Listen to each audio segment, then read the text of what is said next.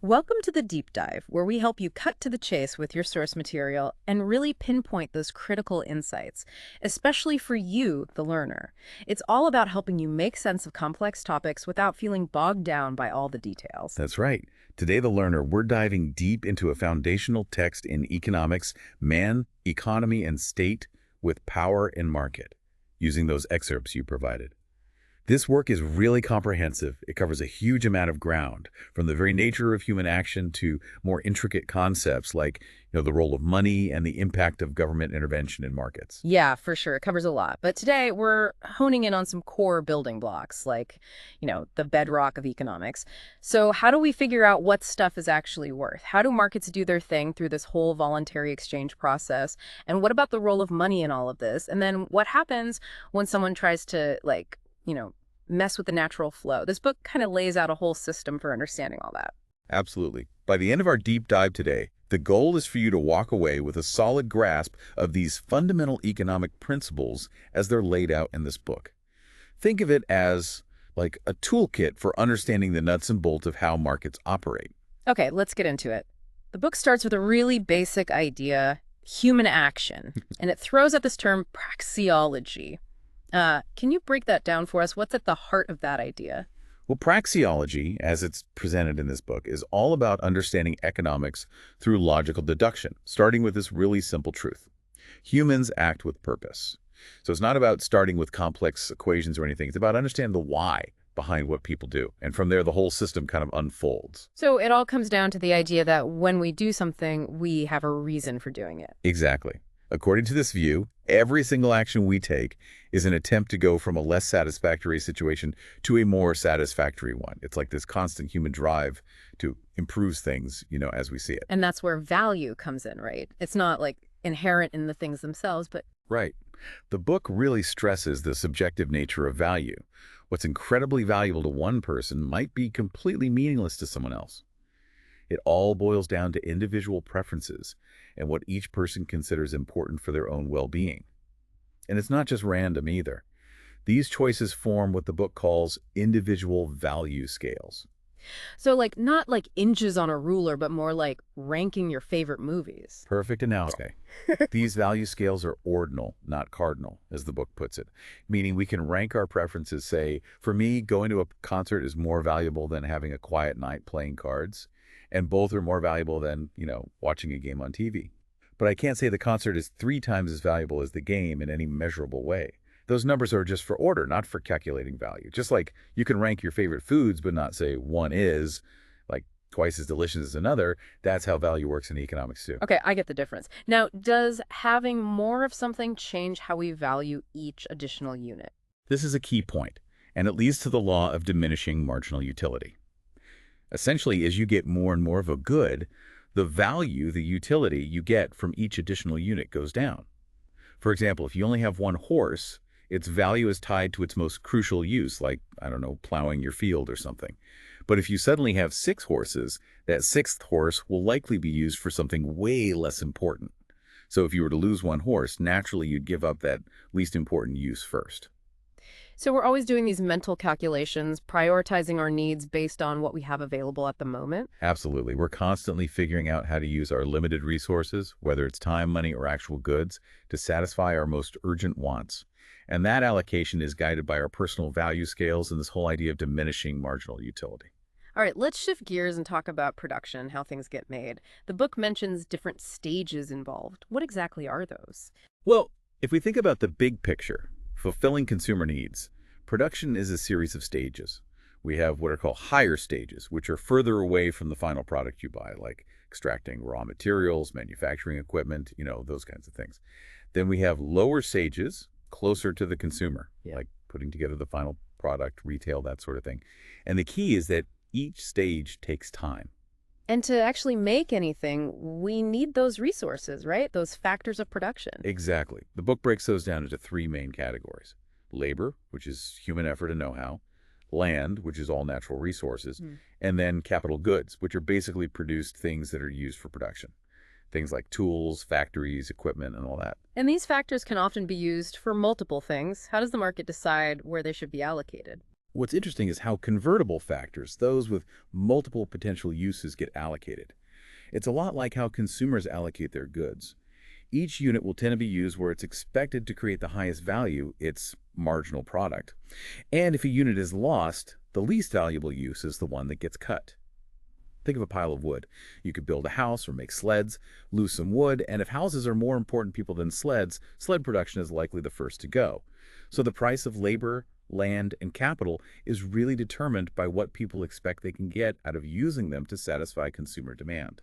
So it's this constant evaluation of what's most valuable that's driving everything. But what about our own time and effort? Leisure is something we value too, isn't it? Absolutely. The book points out that leisure is a valuable good for pretty much everyone. We're constantly weighing the satisfaction we expect from leisure against the potential rewards of working, the goods and services we can get from labor.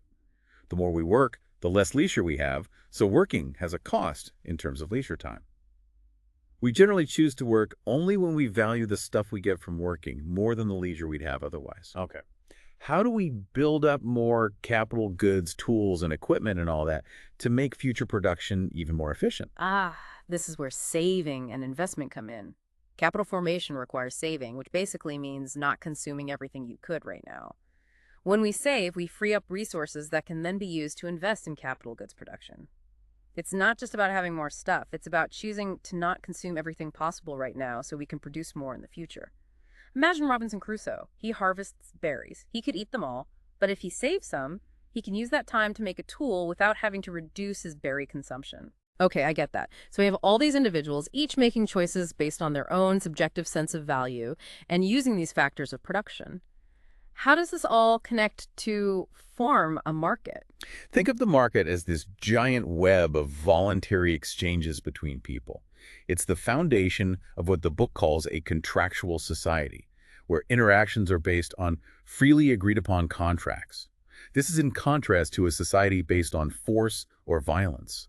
A genuine free market is one that is free from violence when it comes to these exchanges. Now, what can actually be owned in this market? What kind of things can be traded? Well, only things that are scarce can be property.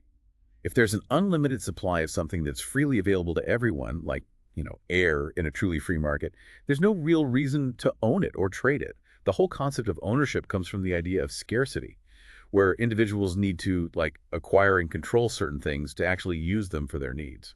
So let's say two people decide to trade, fish for berries. What's the principle that makes that exchange happen? For a direct exchange like that to happen voluntarily, both parties have to expect a benefit. Specifically, the anticipated satisfaction, the marginal utility, as the book calls it, of the things they receive, has to be greater than the utility of the things they give up. Each person expects to come out ahead, in terms of overall satisfaction. But what if one person is just flat out better at producing everything than the other person? Is there still a reason for them to trade? Yes, and this is where comparative advantage comes in. Even if, say, Crusoe is way more efficient at gathering both berries and hunting game than, let's say, Jackson, it can still make sense for them to specialize in trade. Maybe Crusoe has a huge advantage in berry picking and only a slight advantage in hunting. It makes more sense for him to focus on berries and trade some for Jackson's game, even if Crusoe could hunt more efficiently himself. Specialization based on comparative advantage leads to more total output, and both parties are better off. So specialize based on your strength and trade for what you're less good at. Makes sense. But how do we figure out the actual exchange rate, the price, in a direct exchange? In a direct trade, the price gets hammered out through bargaining. The seller has a minimum price, the lowest they'll accept, and the buyer has a maximum price, the most they'll pay. The final price lands somewhere in between, depending on, their negotiating skills and how eager each person is to make the deal. The book gives an example of Johnson and Smith trading a horse for fish. Each person's subjective value for the goods would set the limits for the bargaining. Okay, but in the real world, we have tons of buyers and sellers. How does a price get set in that kind of environment? When you have a lot of participants, the forces of supply and demand are what determine prices. If a price is too high, meaning sellers are offering more than buyers want, those sellers will start undercutting each other, trying to attract buyers. That drives the price down. If the price is too low and buyers want more than sellers are offering, buyers will start bidding against each other, which drives the price up. This back and forth happens until the quantity demanded equals the quantity supplied. That's the equilibrium price, where the market clears. So could you have, like, two wildly different prices for the exact same thing in the same market? Not really. There's a strong push towards a single uniform price for the same good at the same time. If one seller tries to overcharge, buyers will go to the cheaper sellers. And if someone's unknowingly selling too cheap, someone else will probably buy it up and resell it at the higher price, making a profit. That's called arbitrage, and it helps eliminate those price differences. Okay, so those supply and demand curves are key, but what makes them actually shift? Here's the thing. If the total amount of a good in the market stays the same, then shifts in those curves happen because of changes in how much buyers or sellers want to hold on to that good. And that, in turn, depends on how much they value that good compared to, say, money or other goods they could get for it. Like if everyone suddenly wants more of a certain product, the demand curve shifts right, and maybe sellers become less willing to part with it at the old price, Yeah. shifting the supply curve left. Both those things would push the price up. We've been talking about tangible goods, but the book also talks about services. How do those fit into all this? Right. Well, those same principles apply to services too. People exchange things like a doctor's consultation, a musician's performance, services for money or other goods or services. And even when we think about goods, we're valuing them for the services they provide. Food nourishes us, a house provides shelter. So both goods and services operate under these same basic ideas of value and exchange. Now, the book also talks about the legitimacy of property titles, particularly land, and it mentions something about past efforts playing a role. Yeah, you see, even if a piece of land is really valuable today, that value often comes from past human effort. People cleared it, cultivated it, built stuff on it, things that improved it. So when we're talking about, like, who rightfully owns something, the fact that land embodies all this past labor is a big consideration. Interesting. Now, this next one might seem a little out there, but the book brings up blackmail. How does that fit into a free market perspective? Well, in a purely free market sense, blackmail, getting paid to not reveal information might not necessarily be illegal, as long as there's no violence or threat of violence involved.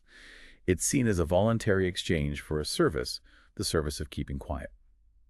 And the book carefully distinguishes this from, like, invading someone's property or threatening them physically, which would be a big no-no. The point is that you have a right to your property, but not necessarily a right to its existing monetary value, which can fluctuate. Definitely something to think about. Let's move on to something that really simplifies trade money. How does money even come about in the first place? Money doesn't just appear because a government says so. It actually emerges organically from the market itself. People naturally gravitate towards using a commonly accepted medium of exchange. It makes the whole division of labor thing work much more smoothly and allows for way more complex and productive processes than, like, simple bartering could ever achieve. Instead of trying to find someone who wants exactly what you have and has exactly what you want, that double coincidence of wants, you can sell your stuff for money, which everyone accepts, and then use that money to buy whatever you need. So money's kind of like the grease that keeps the economic engine running smoothly. How does this flow of money work within the whole production process? So businesses use money to buy all the factors of production, labor, land, capital goods they need. They combine these factors to produce things, then sell those things, hopefully for a profit. That money is used to buy more factors, and the cycle continues. Eventually, you have finished consumer goods being sold to individuals. And what happens when people choose to hold on to some of their money instead of spending it all right away? Does that mess up the whole flow? The book emphasizes that changes in how much money people hold, hoarding or dishoarding, are completely voluntary decisions. People do what they think is best for their own needs. And the book warns against this idea of a favorable-unfavorable balance of trade, which wrongly assumes that changes in a country's cash reserves are just passive outcomes of international trade. In reality, people's decisions to hold or spend are active choices reflecting their plans and expectations. Okay, so we're all trying to maximize our psychic income, as the book calls it, our overall satisfaction. How does this drive our actions as buyers and sellers? Generally, sellers want the highest price possible because that gives them more purchasing power. And buyers, naturally, want the lowest price so they can get more with their limited resources. There can be exceptions, though. Maybe someone takes a lower paying job if it comes with other benefits, like, more enjoyable work or a better work-life balance. What about those who try to predict future price movements and make a profit from those predictions? Speculators. What role do they play? Speculation actually makes markets more responsive to price changes. It makes supply and demand curves more elastic, as the book puts it. By trying to anticipate price changes, speculators buy when they think prices will rise and sell when they think they'll fall.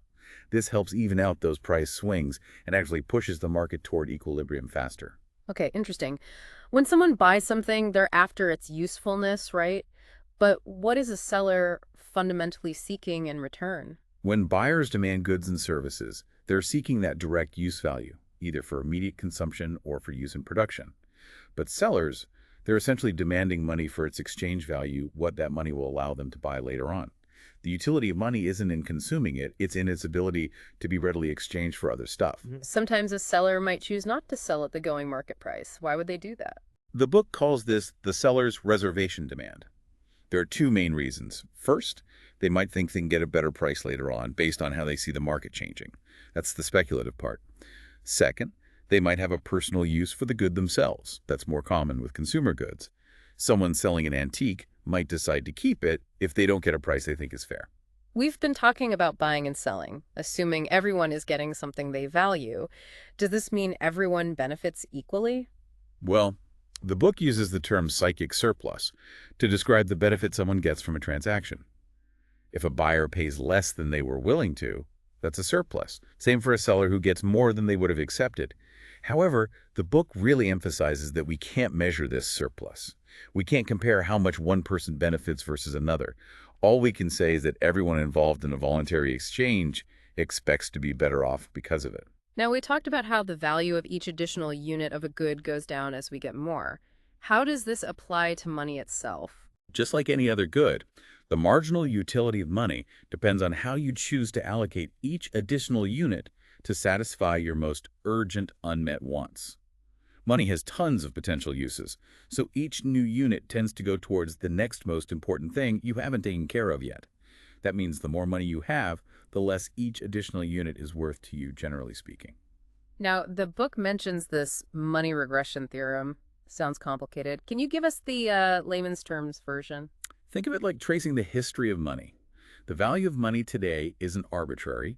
It's tied to how it's been used as a medium of exchange in the past. If we go back far enough, whatever eventually became money, gold, silver, or whatever must have initially had a non-monetary use, some inherent usefulness. This made it desirable and set the stage for it to become a medium of exchange. Even gold was valuable for something other than just trading, like ornaments or practical applications, before it became money. Everything seems connected. How do changes in demand for one good affect demand for other goods? The book points out that almost all goods are substitutable to some degree. Like, if coffee prices skyrocket, you might switch to tea.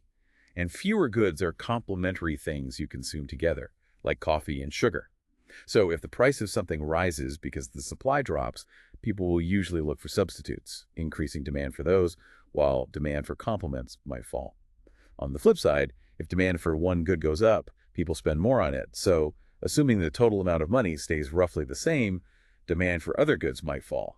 There's a section about indifference and why it's not really a useful concept in praxeology. Can you explain that? Yeah. In psychology, someone might actually feel indifferent between two choices. But praxeology, the study of human action, just focuses on the fact that when you choose, you're revealing a preference. By picking A over B, you're saying that at that moment you valued A more, even if it was a close call. The act of choosing shows preference, and that's what matters. And lastly, for this section, there are these ideas of final equilibrium and the evenly rotating economy. What are those, and how are they helpful for understanding real markets? Final equilibrium is like a theoretical end state where, given everyone's preferences, available tech, and resources, everyone has achieved their absolute ideal situation. No one would have any reason to change what they're doing. But the book stresses that this is just a theoretical endpoint, not something that can actually exist in the real world. The evenly rotating economy, or ERE, is another mental tool, a hypothetical situation where everything repeats perfectly, period after period. No change, no uncertainty. In the ERE, there would be no profit or loss because there'd be nothing to predict or misjudge. But it's not meant to be realistic or something to aim for. In fact, the book argues that money itself wouldn't even exist in the ERE because money is primarily demanded because of uncertainty. So it's more like a thought experiment to highlight how important change and uncertainty are in the real world. Exactly. It helps us isolate specific economic principles by, holding everything else constant in our minds. Now we're back to production, but this time focusing on capital goods and interest. The book says capital goods aren't inherently productive. What does that even mean? It means machines, tools, factories, and all that don't magically produce wealth on their own. They're better understood as stages in the process of turning raw materials and labor into final consumer goods. Their productivity comes from combining those original factors over time, often using other capital goods. And where do capitalists fit into this whole process? Capitalists bridge the gap between now and the future. They present goods, usually money, to the owners of those original factors before the final products are ready. And in return, they expect to receive a share of the future proceeds.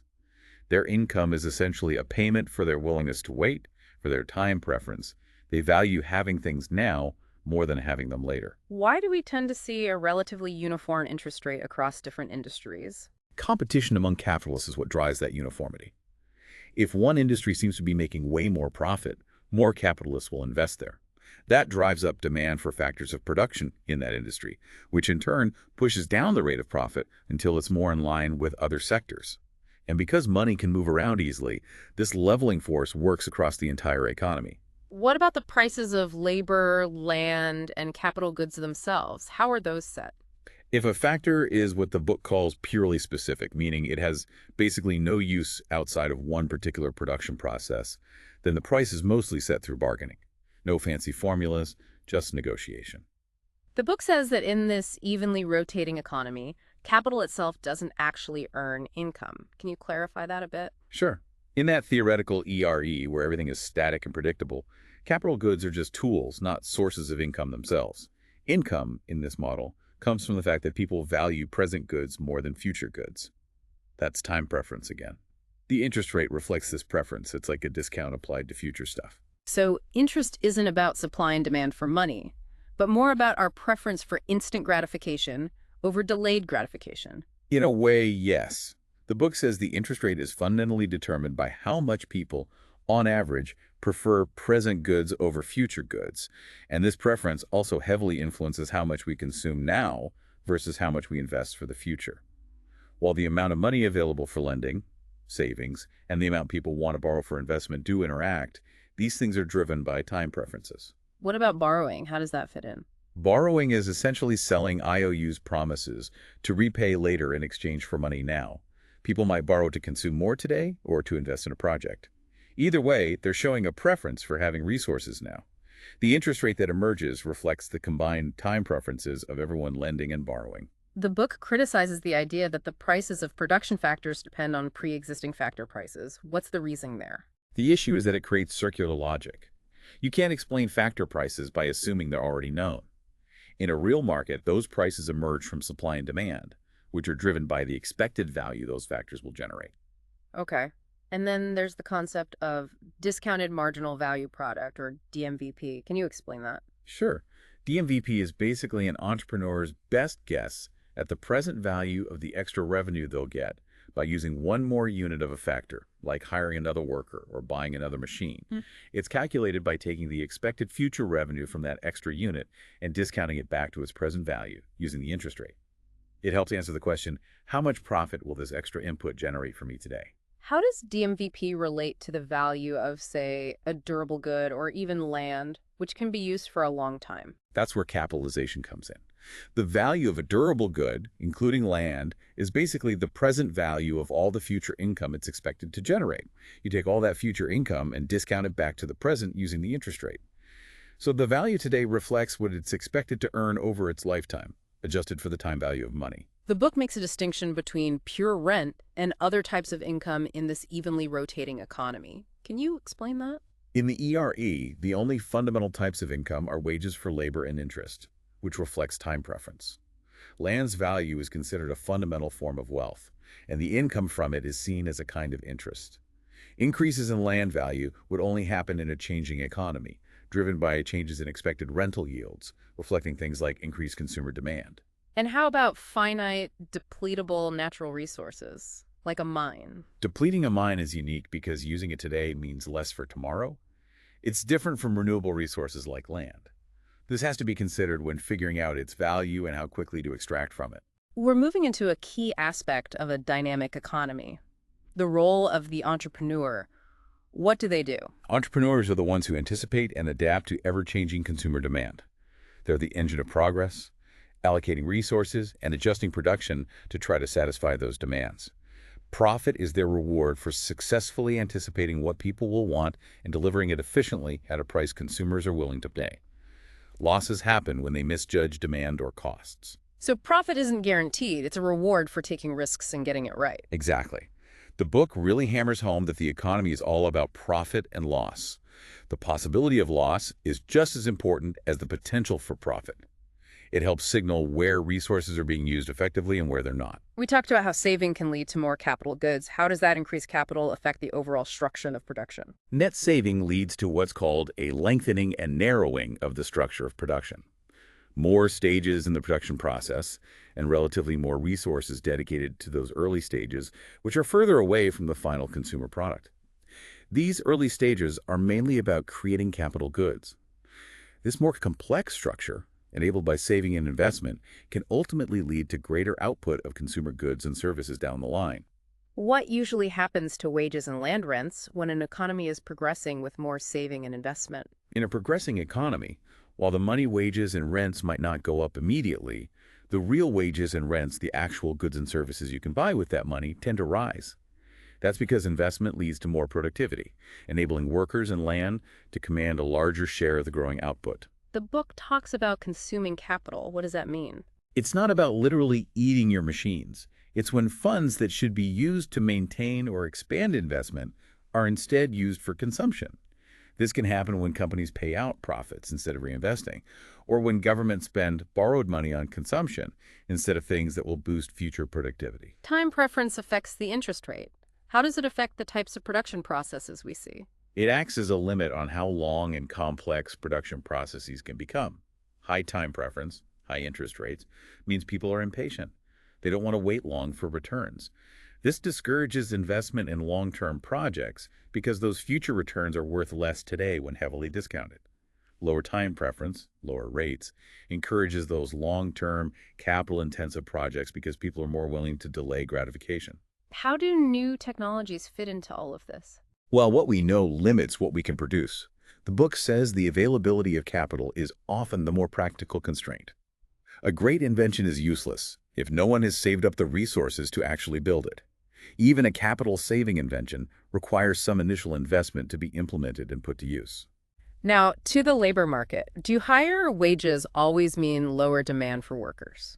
The general rule is that the demand curve for labor slopes downward. Higher wages, all else being equal, mean employers will hire fewer workers. But the book mentions a backward-sloping supply curve of labor. This means that if wages get high enough, some people might actually choose to work less because they can earn enough with fewer hours. But even then, a higher wage still means more total income, even if they work less. Where businesses are physically located matters. How does the market determine that? Entrepreneurs have to think about transportation costs, both for getting raw materials and for getting finished products to consumers. Areas with lower transportation costs will naturally be more attractive for businesses. This can even affect wages. Workers in higher cost areas where just living is more expensive might need higher wages to maintain the same standard of living. What about consumer sovereignty? Are consumers really in control in a free market? It basically means that in a free market, what gets produced is mostly driven by what consumers want. Producers, to make a profit, will try to anticipate and satisfy those desires. But the book stresses that this isn't control or compulsion. Producers choose to cater to consumers because they want to earn money, but they're also guided by their own values and preferences. So while consumer demand is important, producers still make their own choices. What determines the best size for a business in a competitive market? There's no one-size-fits-all answer. It depends on many factors: the technology of the industry, consumer demand, resource availability, and management skills, among other things. In a competitive market, entrepreneurs decide how big to be, and those who get it right, who match their size to the market, will be the successful ones. Cartels are often in the news. How well do they actually work in a free market? The book says cartels are fundamentally unstable and tend to fall apart in a free market. The high prices they try to maintain create a big incentive for new businesses to enter the market and undercut those prices. And even if they try to block new entrants, creative entrepreneurs will find ways to compete and go after those profits, eventually breaking the cartel. That's interesting. What about the idea of a competitive price versus a monopoly price? Are those clear-cut categories? The book actually questions whether we can even pinpoint a competitive price in a dynamic market. If we can't define that, it's tough to say what a monopoly price is. Plus, what consumers consider the same good often depends on more than just physical characteristics, things like brand, reputation, or even the location of the store. So one store charging more for seemingly the same bread as another store doesn't automatically mean it's a monopoly price. Right. It might just reflect those other differences that consumers value, like the overall shopping experience, the convenience, or whatever. A higher price might just mean those particular customers are willing to pay a bit more for those extra things. Okay, what about labor unions? How do they affect wages and employment? The book says that unions, by limiting the supply of labor in a particular field, can often push wages up. But this usually comes at the expense of lower employment because, well, companies hire fewer people at higher wages. The impact on overall employment is bigger for large industry-wide unions than for smaller, specialized craft unions. The book doesn't seem to buy the idea of a monopsony or an oligopsony in the labor market, where there are only one or a few employers. Why is that? The argument is that a true monopsony is unlikely in a competitive market. Workers can move, retrain, and find work elsewhere. And even with a few employers, they'll still have to compete for workers, which will generally push wages up towards what the workers are actually worth in terms of their productivity. What about monopolistic competition? How does the book view that theory? The book is pretty critical of it. It argues that the idea that this type of market structure leads to higher prices and lower output compared to pure competition is based on a misunderstanding of how demand curves work for individual businesses. Plus, it relies on this vague idea of a socially optimal level of output, which is tough to define. Okay, last one for this section. The book talks about copyrights and patents. How are those different from a free market perspective? Copyright is seen as a natural extension of property rights, especially for creative works that are unique and can't easily be copied. Patents, on the other hand, are government-granted monopolies on inventions. These are viewed with more skepticism from a free market perspective because they limit competition and can slow down innovation by giving one person or company exclusive rights to an idea. The book even suggests that maybe we should strengthen copyright protection, which is more about inherent property rights, and weaken or even eliminate patent protection because of its potential to stifle competition. Now back to money, specifically its purchasing power. We talked about money as a medium of exchange. What about the desire to just hold money? The main reason money is useful is for exchange, either now or in the future.